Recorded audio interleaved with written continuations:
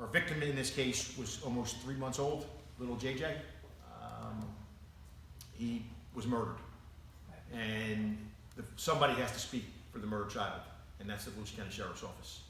A call comes in, 911 call about the baby being injured, and it just so happens that one of our detectives, Detective Donnie Maxwell, happens to be right around the corner, and he arrives on the scene within 3 minutes, and he does CPR. Unfortunately, the baby does not survive.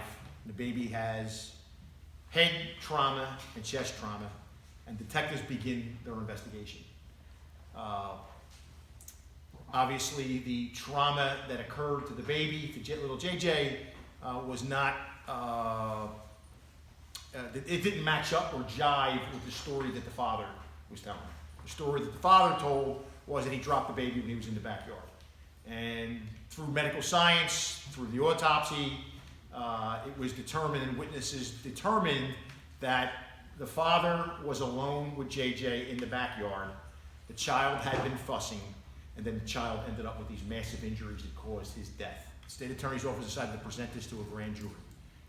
And based upon that and the science that was put out there, we were able to get a murder warrant, first-degree murder, and aggravated child abuse. And I think the most important thing is, and here's Dad, who still didn't have the guts to admit what he did.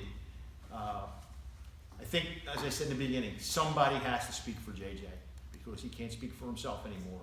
And the gutless coward father and the gutless coward mother and the other adults that were in that house don't want to speak.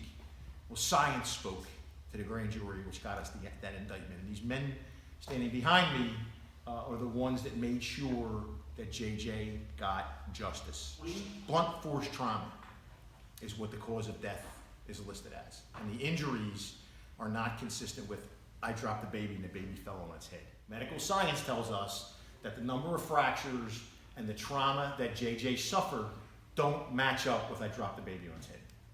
So I'm Sergeant Pagliari, Volusia County Sheriff's Office Major Case Unit. And the question that was posed was, did it happen over a course of time, or was it something that would have been, I guess we could classify it as acute? And I would say that it would be along the realms of acute. So it wasn't a pattern or a history.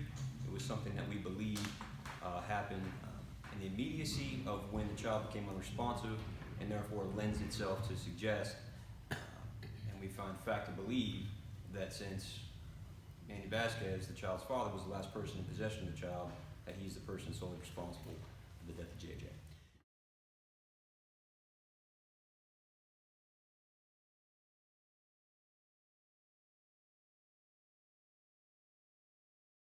I speak on behalf of the deputy, the detective that responded initially on November the 14th. Anytime that we in this profession respond to anything involving children, it's a difficult thing. When I spoke to the detective, because I've worked with the detective for a long time now, is there some sense of satisfaction? Yes. But you have to understand that the satisfaction comes at the price of a small child lost his life because of the lack of the father being a father figure.